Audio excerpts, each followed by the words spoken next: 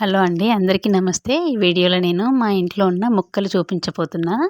వర్షం పడినాక నేను కొన్ని నాటు బెండ మొక్కలు పెట్టానండి. కొన్నేమో పెద్దగా అయినవి, ఇది ఈ మధ్య పెట్టాను కాబట్టి చిన్న చిన్న మొలకల్లాగా ఉన్నవి.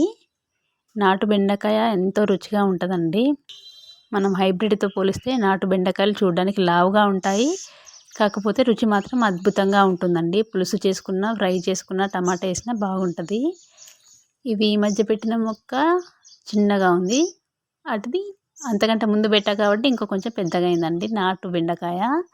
తర్వాత అటు పక్కన మీకు కనిపిస్తుంది ఏంటంటే గోరింట పూల చెట్టు అండి. బతుకమ్మకు బాగా ఉపయోగపడతాయి. ఇది సీతజడ పూలు, పట్టుకుచ్చు పూలు అని కూడా అంటారు. అది కూడా బతుకమ్మకు యూజ్ చేస్తాము. ఇది నువ్వుల మొక్క అండి. నువ్వులు చెరిగినప్పుడు అక్కడ పడితే అది మొలిసింది. ఇవేమో చిక్కుడుకాయ మొక్కలండి. అక్కడక్కడ చిక్కుడుకాయ మొక్కలు చాలానే పెట్టాను, కాకపోతే వర్షం అయితే సరిగ్గా లేదండి. వర్షం వస్తే ఇవి ఇంకా కొంచెం బాగా పెరుగుతాయి. వర్షం కోసమే ఎదురు చూస్తున్నాము. అవన్నీ కూడా చిక్కుడుకాయ మొక్కలు. ఇదేమో చామగడ్డల మొక్కలండి. వీటితోనైతే ఏ బాధ ఉండదండి. ఒకసారి వేసామంటే కొన్ని మిగిలిపోయినా అవి మొలుస్తూనే ఉంటాయి. చామదుంపలు, కోతులు కూడా వీటిని ఏమి చేయవు. చామగడ్డలు కాబట్టి లోపల భూమి లోపలే ఉంటాయి కాబట్టి. ఇవి మిరపనారండి. అక్కడక్కడ పెట్టాలని చూస్తున్నా. కొంచెం వర్షం పడితే కొంచెం పెద్దగా అయినాక ఆ మిరప చెట్లను అక్కడక్కడ పెడతాను. అది కరివేపాకు చెట్టు అండి.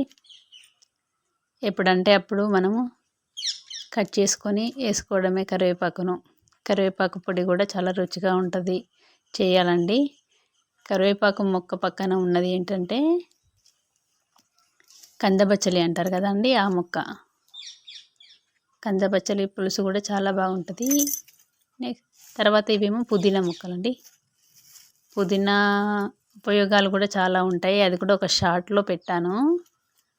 అదంతా కూడా పుదీనా మొక్కలు. ఇది పసుపు మొక్కలండి. ఆర్గానిక్ పసుపు అనుకోవచ్చు మనం, ఎందుకంటే ఏమీ వేయట్లేదు దానికి. ఏ ఫర్టిలైజర్స్ కానీ మందు కానీ వేయకుండా పెంచుకుంటున్న పసుపు అండి. పసుపు వల్ల కూడా మన కోతులు ఏం చేయవండి. మాకు ఇక్కడ కోతులు ఎక్కువగా ఉంటాయి. ఇది కాకరకాయ మొక్క అండి. కంచె కాకరకాయ అంటారు. చిన్నగా ఉంటవి కానీ రుచి మాత్రం అద్భుతంగా ఉంటుందండి. ఆ దానిమ్మ మొక్క పైన మొత్తం ఈ కంచె కాకరకాయ మొక్క పారిందండి.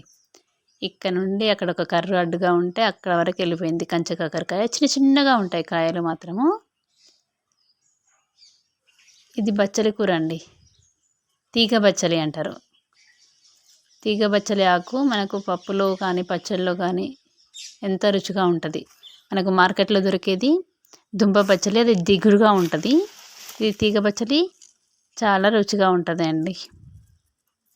అదంతా కూడా తీగ బచ్చలి.